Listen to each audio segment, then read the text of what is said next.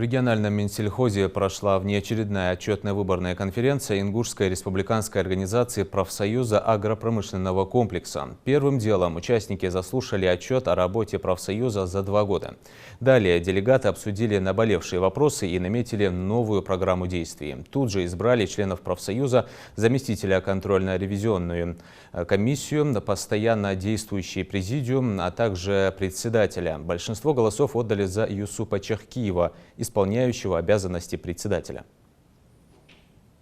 Наш глава республики при встрече с профактивом объявил о том, что надо создать первичная профсоюзная организация, и роль профсоюза должна быть в первом месте. С этим, чтобы исполнить, реализовать его указ, его поручение, мы стараемся больше вовлечь членов профсоюза, нашего трудового коллектива, наших работников, механизаторов. И в работе конференции приняла участие заместитель председателя профсоюза работников АПК России.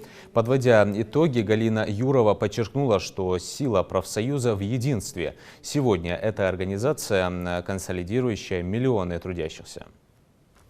Сегодня состоялось очень значимое событие для всего нашего профсоюза, который насчитывает более 100 лет. Это, скажем так, возрождение работы Ингушской республиканской организации профсоюза. И то, что мы увидели сегодня, такое единение людей, такое желание действительно возродить свою организацию, иметь возможность через профсоюзную организацию влиять на развитие отрасли, на свои трудовые права, на рабочие места, это очень важное событие.